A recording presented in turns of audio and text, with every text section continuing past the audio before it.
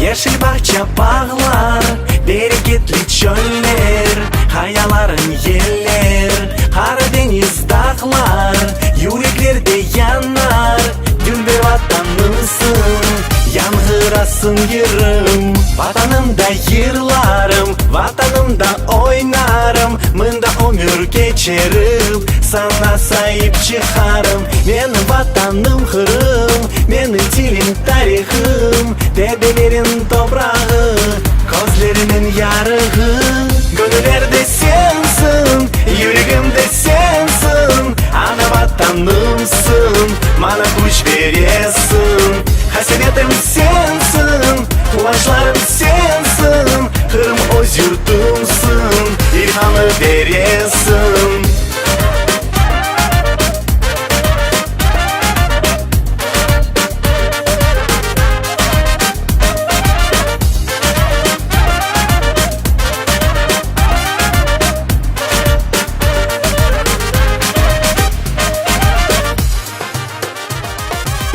Kırım güller açsın, milli hava çalsın. Halkın güller korur, gönülden huvansın. Kara güller geçsin, yaşlar her sefer koysun. Evlat baktın korur, halkımız yaşasın. Vatanımda yırlarım, vatanımda oynarım. Mında ömür geçerim, sana sahip çıkarım. Benim vatanım Kırım, benim dilim tarihim. Dedelerin toprağı, gözlerinin yarığı. Gönüllerde sensin, yüreğimde sensin. Ana vatanımsın, bana güç veresin.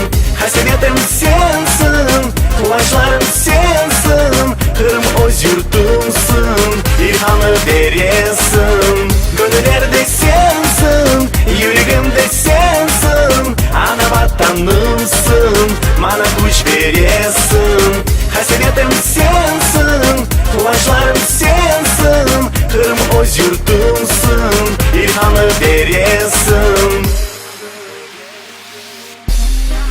Milletim vatanda yaşasın, toprağının sahibi olsun. Kırım'da evlatlarını östürsün. Ana tilinden, adetlerinden, imanından ayrılmasın.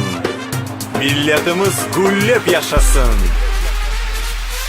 Gönüllerde sensin, yüreğimde sensin. Ana vatanımsın, bana güç veresin. Hasenetim sensin, kıvançlarım sensin. Kırım öz yurtum.